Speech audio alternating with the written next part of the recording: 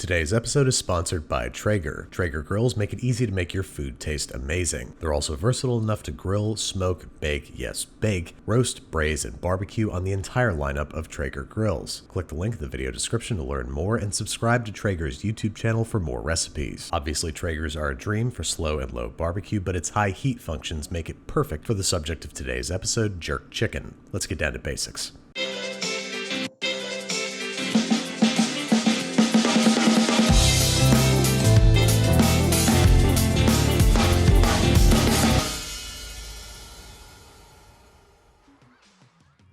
Alright, so first things first with jerk chicken.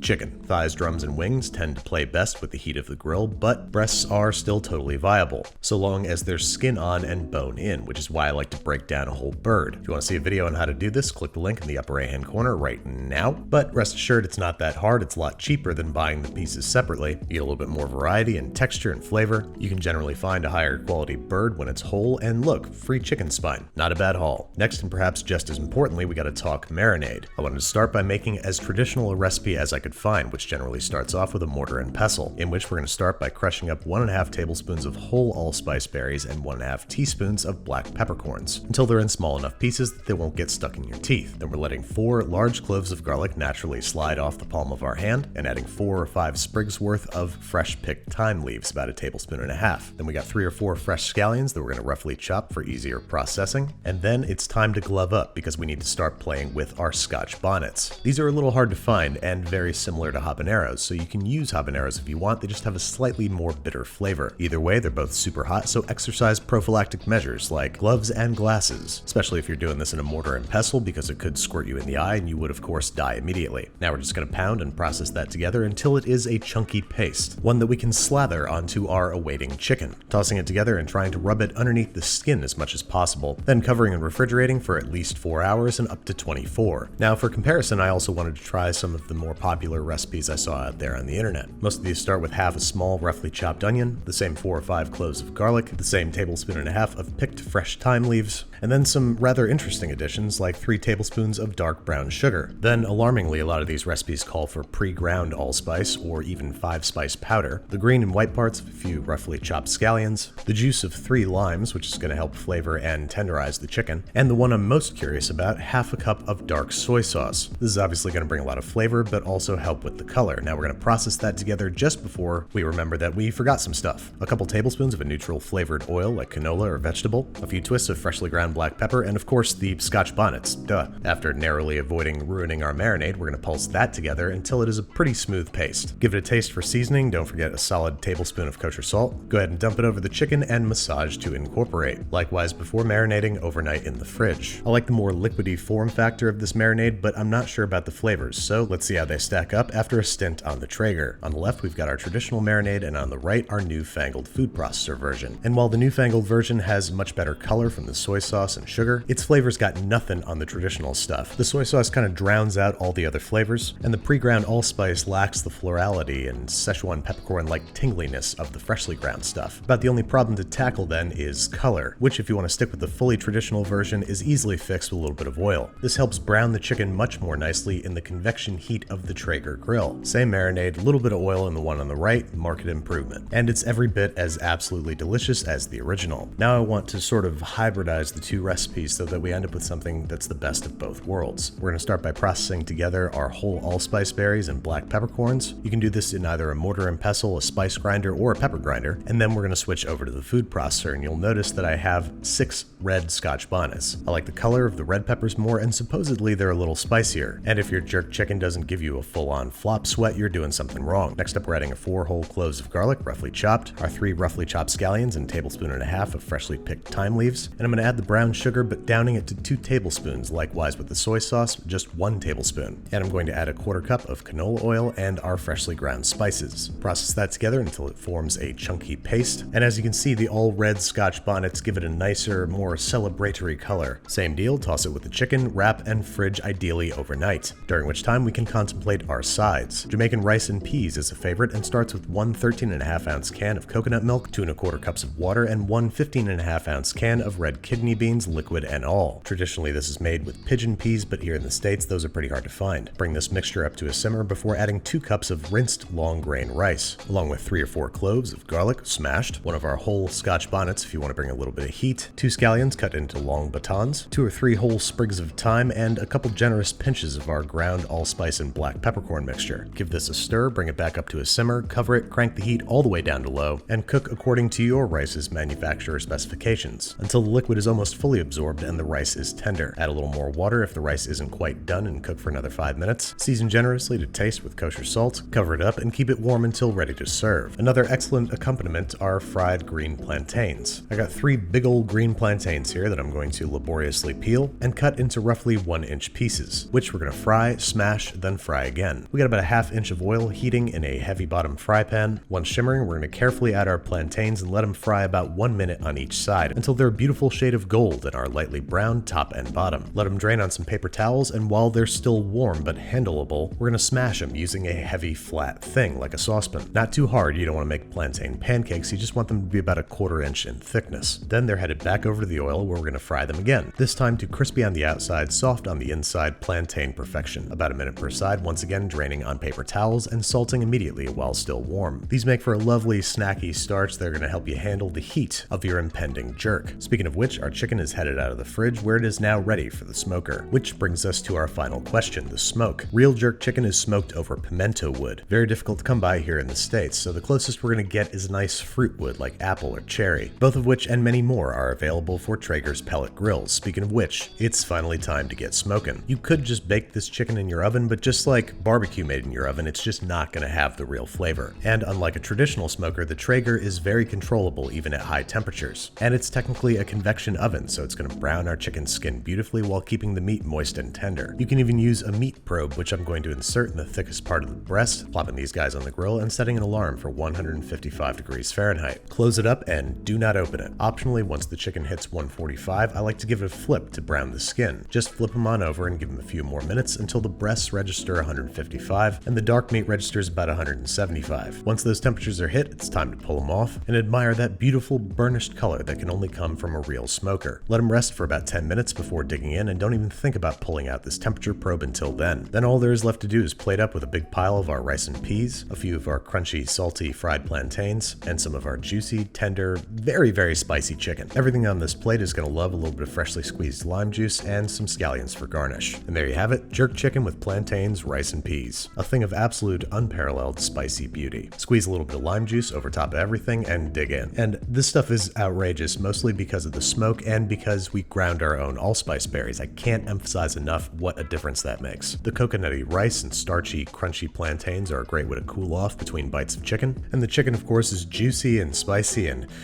whew, it's just me, or is it getting hot in here?